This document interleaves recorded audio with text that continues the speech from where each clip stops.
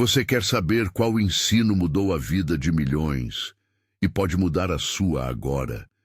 Imagine uma manhã às margens do Mar da Galileia, uma multidão sentada na encosta, olhos fixos naquele homem que falava como ninguém jamais falara. Não era um discurso sobre técnica de sucesso, nem uma lista de regras vazias. Era uma convocação a um modo de vida que vira o mundo de cabeça para baixo. O reino de Deus como prioridade. O coração transformado como ponto de partida. Hoje vamos descobrir esses ensinamentos de Jesus que mudaram vidas para sempre. E entender, passo a passo, como aplicá-los onde você está agora. Jesus iniciou esse manifesto com palavras que soaram estranhas e, ao mesmo tempo, profundamente libertadoras. Ele disse algo que parecia desafiar tudo o que o mundo diz ser importante. Bem-aventurados os pobres de espírito. Mateus 5, 3, 12. Não era um elogio à fraqueza, mas uma declaração sobre onde começa a verdadeira restauração. No reconhecimento da própria dependência. Quando alguém admite que não tem todas as respostas, quando aceita que precisa de graça, abre-se a porta para ser formado por Deus. Isso muda a identidade, tira o peso da necessidade de se provar constantemente e coloca a pessoa na posição de receber tratamento, cura, pertencimento. Logo depois, Jesus falou dos que choram, dos mansos, dos que têm fome e sede de justiça. Cada bem-aventurança não é apenas um poema moral. É um mapa prático para reconstruir a vida. Pense em alguém que perdeu tudo e encontra a paz que ninguém pode tirar. Pense em um coração que, depois de anos de amargura, só consegue desejar que o mundo seja mais justo. Essa fome e sede movem escolhas e prioridades. Jesus não está prometendo um sucesso imediato. Ele fala de uma transformação de dentro para fora, que muda comportamentos, relacionamentos e destinos. Quando ele diz, bem-aventurados os misericordiosos, não está propondo um ideal abstrato, mas um modo concreto de agir no dia a dia. A misericórdia muda famílias porque interrompe ciclos de vingança. Ela muda comunidades porque gera confiança onde havia medo. Maria, por exemplo, cresceu em casa onde a resposta automática a qualquer ofensa era a retaliação. Quando se tornou cristã, decidiu praticar pequenas ações de misericórdia. Não devolver a crítica com crítica, responder com escuta quando alguém a provocava, perdoar um comentário doloroso em vez de multiplicá-lo. Em 5 anos, ela viu algo surpreendente acontecer. As relações ao redor dela se aquietaram, portas se abriram para reconciliações, e ela mesma experimentou alívio e um senso renovado de propósito. Não foi mágica, foi disciplina no coração que produz frutos. Outra bem-aventurança diz, bem-aventurados os puros de coração, verão a Deus. Pureza aqui não é uma casca de religiosidade, mas uma integridade que alinha intenções, palavras e ações. Quando a vida de alguém é governada por autenticidade, quando não precisa projetar uma imagem, a confiança cresce, o trabalho rende e os relacionamentos prosperam. Carlos era um gerente que achava que sinceridade era fraqueza. Ao ler esse ensinamento, começou a praticar transparência controlada. Admitir erros, pedir ajuda, não maquiar resultados. Em poucos meses, a equipe reagiu não com julgamento, mas com cooperação. A excelência do trabalho aumentou e o ambiente tornou-se mais humano. O ensino de Jesus reorientou a forma como ele liderava. Antes era centralização de poder, depois responsabilidade compartilhada. Essas pequenas histórias mostram um padrão. Os versos do Sermão da Montanha não são meras máximas, são alavancas que, quando aplicadas, mudam trajetórias. E elas nos conduzem a uma conclusão prática imediata. Se você quer experimentar essa mudança, comece por uma prática concreta hoje. 3 passos possíveis imediatamente aplicáveis. 1. Identifique um padrão de orgulho ou autossuficiência e peça humildemente ajuda. 2. Escolha uma relação difícil e tome uma ação concreta de misericórdia. Uma palavra de perdão, um gesto de serviço. 3. Estabeleça um hábito diário de silêncio ou leitura de poucas linhas do Evangelho para permitir que seu coração seja renovado. Não se trata de cumprir uma lista, mas de criar espaço para Deus trabalhar um novo caráter em você. Antes de continuarmos, quero compartilhar algo prático. Montei um resumo com os 7 ensinamentos-chave que vamos abordar ao longo desta série. Um material para você ler, sublinhar e praticar. Se esta mensagem está tocando seu coração, há um link na descrição para você baixar esse resumo e tê-lo sempre à mão, enquanto caminhamos juntos. Agora, vamos voltar ao sermão e ver como Jesus transformou a ética de seu povo de dentro para fora. Depois das bem-aventuranças, Jesus desdobra uma ética revolucionária. Sal da terra, luz do mundo, uma justiça que supera o legalismo. Amar os inimigos, orar sem ostentação. Vós sois o sal da terra, vós sois a luz do mundo. Mateus 5, 13 e 16. É um chamado não para brilhar para si, mas para preservar e revelar. Sal preserva, dá sabor, luz revela e guia. A fé cristã, nas palavras de Jesus, não é uma experiência privada que se esconde na alma. É uma presença que transforma ambientes, protege contra a putrefação do egoísmo e orienta passos incertos na escuridão. O efeito prático desse ensino vira evidente quando pensamos nas escolhas cotidianas, onde você dedica seu tempo, suas conversas, seu dinheiro. Uma pessoa que assume ser sal e luz começa a medir suas decisões por um critério diferente, pelo que preserva a dignidade humana e pelo que revela verdade em amor. Em termos práticos, no trabalho, prefere projetos que beneficiem clientes honestamente a vendas fáceis. Em casa, escolhe a transparência no relacionamento acima da vitória a qualquer custo. Isso não garante reconhecimento imediato, mas constrói reputação e, sobretudo, caráter. O mandamento de amar os inimigos é talvez o mais radical desta ética. Não é uma estratégia de fraqueza, é uma inteligência espiritual que interrompe ciclos de violência e cria possibilidade de reconciliação. Quando alguém age movido por esse princípio, experimenta um tipo de liberdade que vingança não oferece. Liberdade do ódio que corrói por dentro. A aplicação prática aqui exige exercícios deliberados. Reze por quem te ofende, pratique uma comunicação que busque entendimento antes de reagir, recuse-se a reduzir o outro a um inimigo absoluto. Não é simples, requer ação repetida até que uma nova disposição moral se estabeleça. Há um risco comum no qual Jesus adverte: o perigo de religiosidade vazia. Ele confronta práticas feitas apenas para serem vistas. Jejum, orações públicas com a intenção de impressionar. Busca por status religioso. A fé transformadora que Jesus prega atua no secreto, no coração. Por isso, uma prática concreta sugerida por ele foi o modelo da oração que chamamos de Pai Nosso.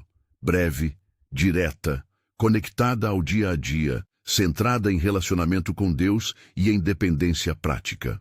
Isso nos ensina que a vida espiritual eficaz é repetível, simples e integrada ao cotidiano. No contexto do sermão, havia uma tensão palpável entre Jesus e os líderes religiosos da época. Muitos estavam presos a uma observância externa que não mudava o interior. Jesus fala de justiça que excede a dos escribas e fariseus, uma justiça que transforma motivações, não apenas comportamentos. Isso aponta para uma aplicação atual direta. Quando você corrige um erro, qual é o motivo? Buscar a glória própria ou restaurar o bem? Mudar a motivação muda o impacto da ação. Para ilustrar isso com outro relato real, não milagroso, mas transformador, conheci a história de Júlia, uma professora que, diante do esgotamento e da frustração com o sistema, decidiu pôr em prática os princípios do sermão. Em vez de lançar mão do cinismo ou de abandonar a profissão, ela escolheu tornar a sala de aula um pequeno reino de dignidade. Programas de alimentação para alunos em risco, reuniões semanais de escuta para pais e um momento de silêncio ao início das aulas para cultivar presença. Em 2 anos, a evasão escolar diminuiu naquela turma, a violência reduziu e o ambiente tornou-se propício ao aprendizado sério. Júlia não inventou uma fórmula. Ela aplicou a ética do reino onde tinha influência. O resultado foi mudança social real e duradoura. Enquanto vamos mais adiante, é importante lembrar, Jesus não quer apenas que você consuma ideias, Ele quer que você experimente uma transformação prática, mudar o jeito de viver, de decidir e de responder ao outro. Agora, ao adentrarmos as parábolas do reino, veremos como Jesus usou histórias simples para revelar a dinâmica do coração humano e da colheita espiritual. Ele não ofereceu diagramas teóricos, mas imagens que tocam a imaginação. Um semeador lançando sementes, um campo com joio e trigo crescendo juntos, um tesouro escondido encontrado por acaso, cada uma com implicações práticas diretas. Antes de entrarmos nessas narrativas, porém, quero que você segure uma pergunta. Qual semente você tem deixado cair no solo do seu coração? Se a sua resposta for honesta, você está pronto para ver o que Jesus diz sobre receptividade, perseverança e prioridade. As parábolas nos mostram que nem todo coração responde igual, que algumas sementes caem em caminho duro e outras em terra boa, que o processo de crescimento envolve tempo, risco e a soberania da colheita.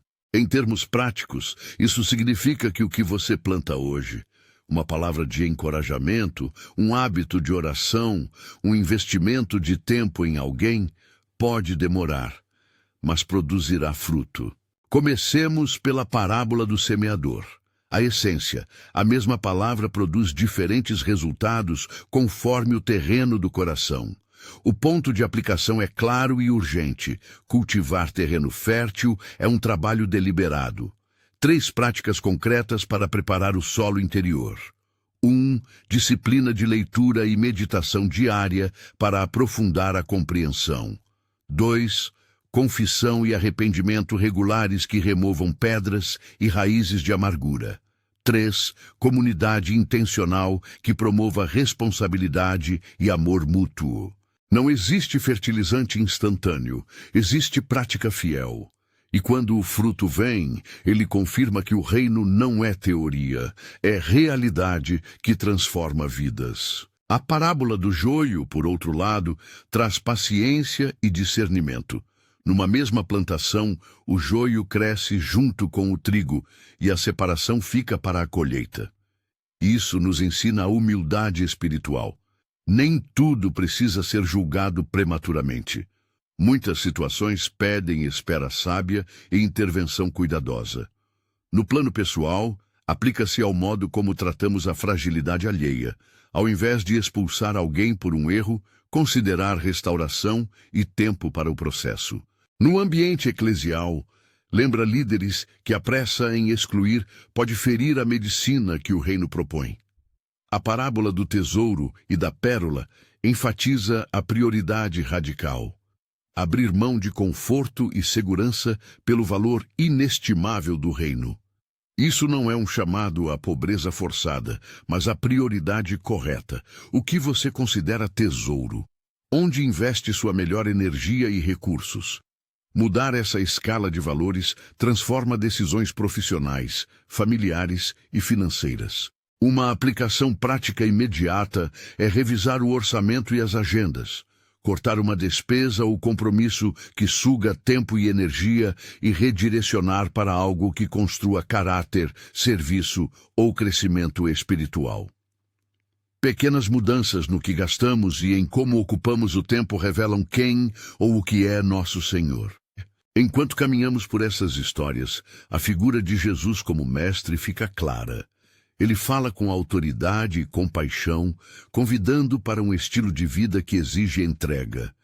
Não é um convite superficial, é uma convocação que muda prioridades, relações e sentido de existência. E essa mudança, quando aceita, produz testemunhos. Pense em Tiago, um ex-empresário que perdeu negócios e entrou em um lugar de desespero. Ao se deparar com a simplicidade das parábolas, começou a investir tempo em voluntariado na sua comunidade, colocando energia em servir em vez de apenas acumular. Pessoas próximas notaram a diferença. Havia paz onde antes havia ansiedade, um propósito onde havia vazio. A vida de Tiago não ficou livre de problemas, mas o eixo mudou, e com isso sua resistência e alegria aumentaram. Ao chegarmos até aqui, sinta a tensão boa do processo. Há ensinamentos que confrontam, outras que consolam, e todos chamam para uma trajetória que exige prática. No próximo trecho, vamos ver como os milagres se encaixam nesse quadro. Não como truques, mas como sinais que confirmam as palavras e revelam a compaixão. Também vamos explorar a identidade de Jesus. Eu sou o pão da vida, o bom pastor, o caminho, a verdade e a vida. E o que isso significa para a confiança diária. Mas antes disso, há uma pergunta que precisa ser respondida pessoalmente. Quais passos você dará nesta semana para materializar uma das bem-aventuranças em sua vida? Escolha um, e ao fazê-lo, você começará a experimentar a transformação que Jesus prometeu quando falou sobre o reino. Escolha um, e ao fazê-lo, você já terá dado o primeiro passo para experimentar aquela mudança que Jesus prometeu quando falou sobre o reino. Agora, vamos avançar e ver como os milagres se encaixam nessa mesma economia, não como fórmulas, mas como sinais que confirmam e estendem o ensino. Quando lemos os relatos dos milagres, a primeira coisa que precisamos entender é esta: as obras de poder de Jesus serviam a uma dupla finalidade. Por um lado, elas validavam suas palavras, mostravam que aquilo que ele dizia vinha com autoridade e não era apenas teoria. Por outro, elas eram expressão de compaixão prática. Mãos que tocavam, olhos que viam, mesas que se enchiam, tempestades que se aquietavam para trazer segurança ao medo humano.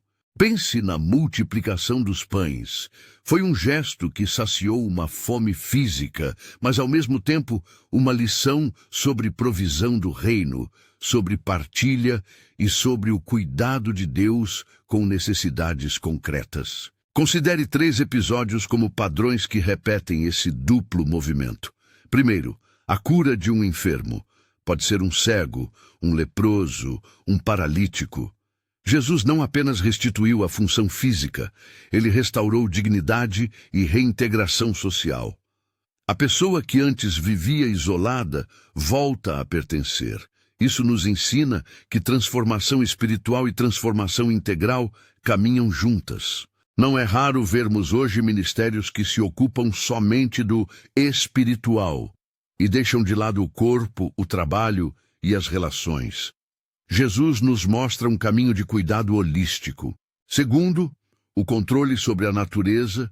Quando ele acalma a tempestade, há um ensinamento sobre presença e segurança diante do caos. A mensagem é: o reino não é uma ideia confortável. É a presença de alguém que caminha conosco nas horas de pavor. Para quem enfrenta medos, ansiedades e incertezas, a recordação dessa presença muda decisões. Não se trata de negar o medo, mas de aprender a confiar e agir a partir da confiança. É possível, por exemplo, encarar perdas econômicas com um plano prático, enquanto se cultiva a confiança que não sucumbe ao desespero. Terceiro, a ressurreição e a restauração de relações. Quando Jesus traz alguém de volta à vida, é um sinal do poder restaurador que reverte rupturas aparentemente definitivas. Isso aponta para uma esperança que redefine como enfrentamos falhas pessoais e relacionamentos quebrados. Há um caminho para a recuperação, embora ele muitas vezes passe por humildade, responsabilidade e tempo. É vital reforçar o que não podemos extrair desses relatos. Eles não representam um manual de técnicas para exigir milagres ou uma promessa automática de prosperidade. Jesus mesmo advertiu que a fé não é um talismã que garante resultados mecânicos. É relação e entrega. Há ocasiões em que o propósito do milagre era revelar algo maior do que a cura imediata. Outras vezes, o milagre era um convite para a fé coletiva. Humanos que hoje oram por cura devem fazê-lo com coragem, mas também com realismo teológico. Oração é diálogo, clamor, dependência e, frequentemente, caminho de crescimento para aceitar limites e encontrar formas de cuidado humano simultâneas. Como aplicar isso de modo prático? 3 movimentos práticos podemos extrair. 1. Cultivar uma prática de intercessão que inclua ação, buscar ajuda médica, suporte comunitário e, ao mesmo tempo, orar. 2. Ver as crises como portas para serviço. Quando alguém sofre, responder com compaixão organizada, visitas, arrecadações, apoio emocional. 3. Reorientar expectativas. Aprender a celebrar sinais de graça sem reduzir Deus a um prestador de serviços. Isso preserva a reverência e ainda abre espaço para testemunhos autênticos. Falando em testemunhos, deixem-me contar 2 histórias reais que ilustram essa dinâmica sem sensacionalismo. A primeira é de Marta, que enfrentou um diagnóstico médico que abalou a família. Em vez de procurar apenas resultados imediatos, Marta organizou uma rede de apoio. Vizinhos revezavam-se para cozinhar, amigos ajudavam nas idas ao hospital e a comunidade orou. Algumas melhoras ocorreram, outras não. O que cresceu, porém, foi uma nova realidade relacional. Ela encontrou pertença e sua família experimentou um sentido de presença que antes inexistia.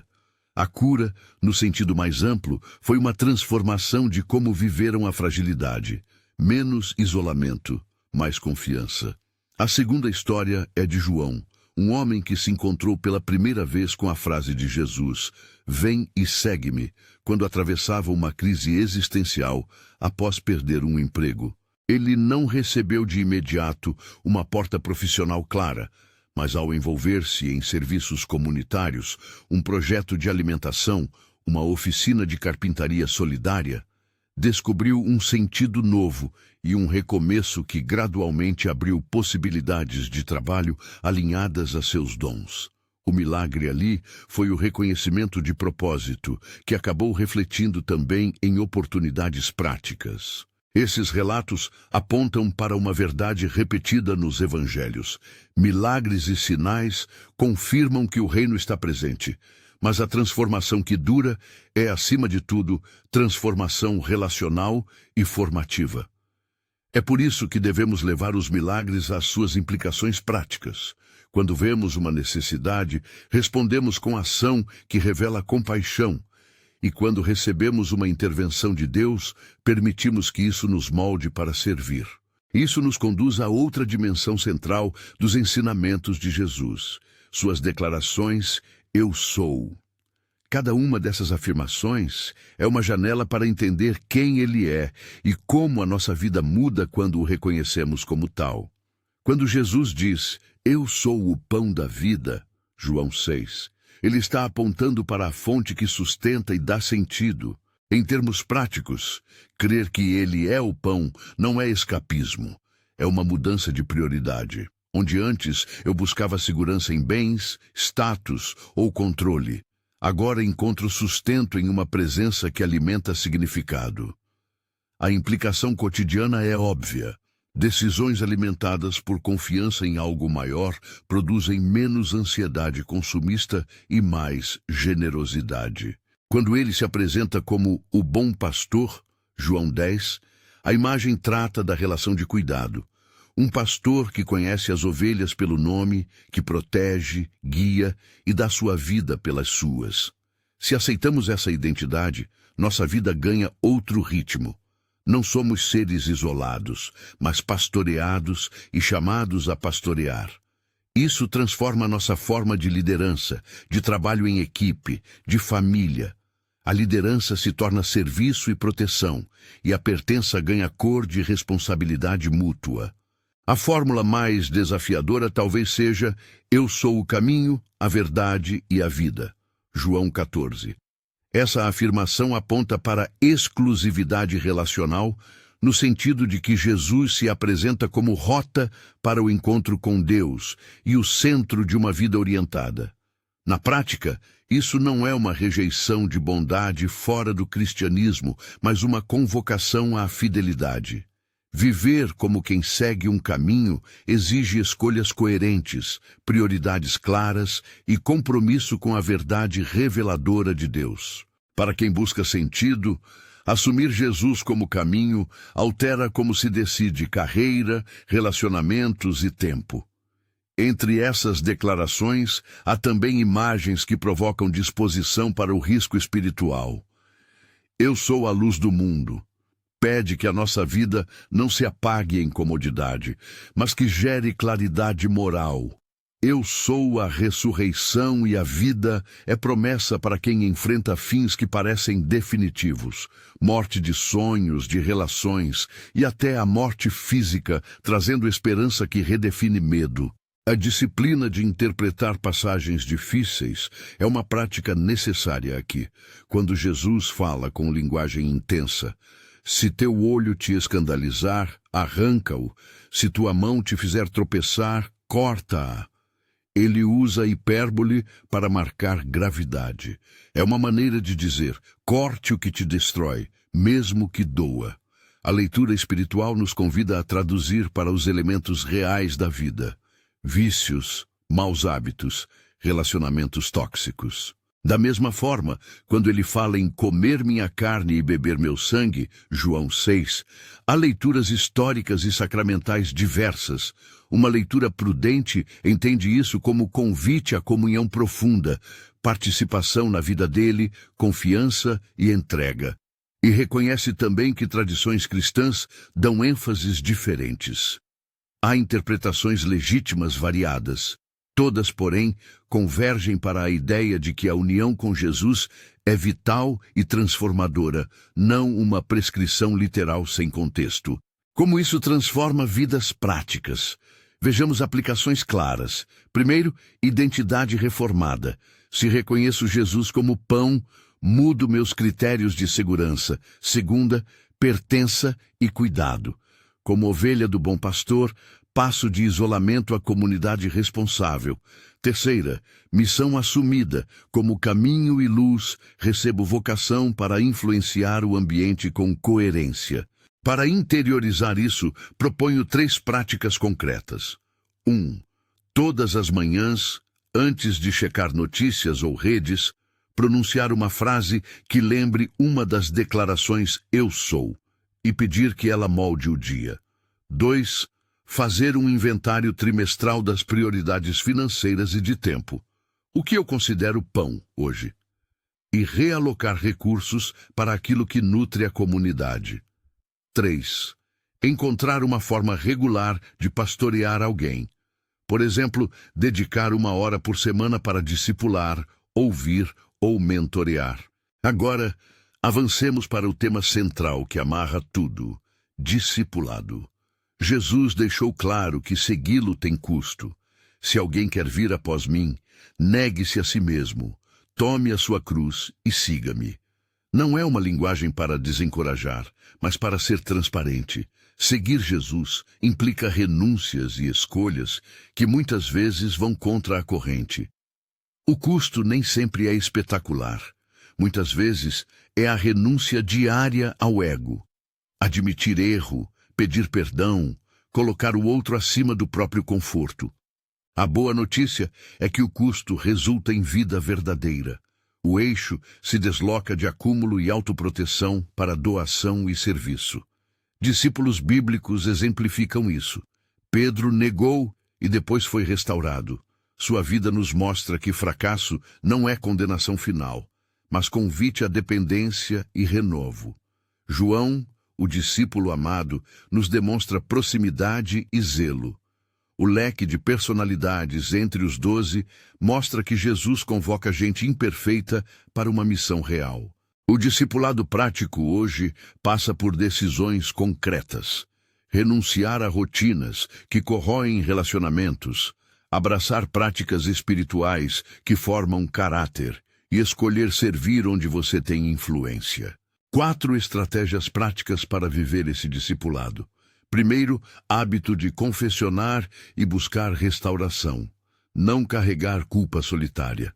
Segundo, implementar pequeno sacrifício semanal. Um item de conforto reduzido e redirecionado para alguém necessitado. Terceiro, compromisso com a comunidade. Encontrar um grupo de 3, 5 pessoas para prestação de contas e oração. Quarto, treinamento intencional de servir. Escolher uma área de voluntariado e estabelecer metas mensais de contribuição de tempo e talento. Essas medidas são simples, mas geram mudança de eixo ao longo do tempo. Para tornar isso palpável, apresento mais 2 histórias curtas. A primeira é de Renata, que se considerava muito ocupada para a fé prática. Trabalho, filhos, compromissos. Ao aceitar um convite para servir 2 horas por semana num kit de auxílio a famílias em vulnerabilidade, ela descobriu que sua ansiedade diminuiu, não porque os problemas desapareceram, mas porque seu coração foi reposicionado para contribuir. A segunda é de Marcos, um jovem que se envolveu com um pequeno grupo de estudo semanal e em 6 meses mudou radicalmente suas prioridades. Passou a investir menos em entretenimento consumidor e mais em relacionamentos que edificam. A consequência foi uma vida profissional mais intencional e relacionamentos mais profundos. Nenhuma dessas histórias é mágica. São exemplos de disciplina que dá fruto. O discipulado também inclui uma advertência clara que Jesus fez repetidas vezes. Atenção aos falsos guias e à hipocrisia. Ele afirmou que conheceríamos os falsos profetas pelos frutos. Ou seja, a coerência entre ensino e vida é o teste. Discernir envolve observar padrões. Líderes que produzem fruto de humildade, justiça e amor, versus líderes de espetáculo, acumulação de poder ou busca de status. Para indivíduos, a verificação prática é: este ensino produz mais liberdade interior ou mais medo e dependência? Produz solidariedade ou isolamento? A comunidade madura aprende a questionar e a proteger o frágil, sem cair na censura destrutiva. Há também uma dimensão escatológica discreta. Jesus falou de julgamento, mas sempre com relação à justiça e à misericórdia. O convite aqui é viver de modo que os frutos de hoje apontem para a esperança de amanhã. Não se trata de viver em temor paralisante, mas em responsabilidade gozosa. Viver com olhos nos frutos significa avaliar. Minhas ações geram mais vida ou mais morte? Isso pode mudar escolhas concretas, como onde trabalhar, com quem me aliar, como tratar vulneráveis. Chegamos ao ponto culminante. Se você decidiu aplicar algo hoje, como fazer isso de modo concreto e sustentável? Proponho um plano simples, dividido em passos práticos que você pode começar hoje mesmo, com resultado de transformação ao longo de semanas. Passo 1. Escolha 2 práticas para as próximas 3 semanas. Uma de caráter interior, por exemplo, disciplina de silêncio e leitura bíblica de 10 minutos pela manhã. E outra de ação externa, por exemplo, um ato semanal de misericórdia. Visitar alguém, doar alimentos, ajudar num projeto local. Anote essas 2 práticas e comprometa-se por 21 dias. Passo 2. Compartilhe seu compromisso com 2 pessoas de confiança. Isso aumenta a responsabilidade e cria apoio. Se não tiver uma comunidade, use a caixa de comentários do vídeo para declarar seu propósito. Declarar em público tem poder motivador. Passo 3. Faça um inventário de tesouros. Por uma semana, registre onde você gasta seu tempo e dinheiro. Ao final, identifique um item para reduzir e redirecionar para algo que construa reino. Mentoria, doação, voluntariado. Pequenas realocações ao longo do tempo mostram priorização. Passo 4. Pratique perdão deliberado em uma relação. Escreva uma carta, mesmo que não envie, expressando arrependimento ou perdão, e então faça um gesto concreto, telefonema, encontro ou uma ação de serviço. O objetivo é quebrar um ciclo de amargura que corrói decisões e saúde emocional. Passo 5. Encontre um texto curto do Evangelho, um capítulo ou menos, para ler 3 vezes por semana, refletindo em 2 perguntas. O que esse texto me chama a deixar? E o que me chama a praticar? Anote respostas e reveja a cada semana. Esses passos são pequenos, mas configuram um caminho de prática que, consistentemente aplicado, altera hábitos e, por fim, destinos. Antes de concluir, quero oferecer 3 observações práticas finais que costuram tudo o que vimos. 1. Transformação é lenta e visível. Não confunda mudança interior com mera motivação. Busque evidências de fruto nas relações e nas decisões. 2. Graça e disciplina andam juntas. Não se trata de mérito, mas de resposta à graça que transforma e convoca a cooperação. 3. Comunidade é essencial. O reino se vive em conjunto. Poucas transformações duradouras acontecem em isolamento. Agora, um convite direto. Se esta mensagem tocou seu coração, aceite um desafio que eu preparei pensando em quem realmente quer viver essa mudança. É um desafio de 21 dias com práticas diárias curtas, leitura, silêncio, um ato de misericórdia e uma pequena reorientação de prioridade. O objetivo não é fazer você cumprir uma lista, mas criar hábitos que reformem seu coração. No final desses 21 dias, você terá experimentado, de forma prática, como alguns ensinamentos de Jesus reconfiguram sua rotina, suas amizades e suas escolhas. Há um link na descrição para se inscrever no desafio e receber materiais que ajudam a acompanhar o processo. Se for para você, entre, não como mais uma obrigação, mas como um convite para viver diferente. Antes de encerrar, quero deixar um convite pastoral para reflexão e uma breve oração de consagração. Se tiver um momento agora, feche os olhos por alguns instantes. Se estiver dirigindo, apenas respire e memorize um compromisso interior. E repita mentalmente: quero que meus valores mudem, quero que minhas escolhas revelem o reino. Peça coragem para a renúncia pequena e perseverança para as práticas diárias. Oremos. Senhor Jesus, obrigado pelas palavras que trouxeram vida e que continuam a transformar. Dá-nos humildade para reconhecer onde somos pequenos, coragem para praticar o perdão, firmeza para seguir onde o custo existe e alegria para servir onde há necessidade. Que cada ensino que ouvimos não permaneça apenas em nossa mente, mas se torne caminho nos nossos pés, amor nas nossas mãos e luz nas nossas palavras. Onde estivermos cansados, renova. Onde estivermos presos, liberta. Onde estivermos perdidos, guia. Em nome daquele que é o pão da vida, o bom pastor e o caminho, entregamos nossas escolhas hoje. Amém. Se você aceitou o desafio, clique no link da descrição, inscreva-se e baixe o material de apoio. Um pequeno guia com os 21 dias e sugestões práticas para cada dia. E se esta palavra fez sentido para você, compartilhe com alguém que precisa ouvir essa esperança. Transformação não é algo para segurar sozinho, é chama para aquecer outros. Lembre-se, os ensinamentos de Jesus mudaram histórias ao longo de séculos, porque não eram fórmulas, mas convites para um modo de vida. Quando você decide responder, mesmo timidamente, começa a haver mudanças reais. Menos medo, mais clareza, relações reconstruídas e um propósito que resiste às tempestades. Vá em paz, com coragem de plantar sementes, paciência para esperar a colheita e fé para caminhar com aquele que chama. Que a sua jornada não seja apenas uma série de boas intenções, mas um caminho de práticas pequenas e constantes.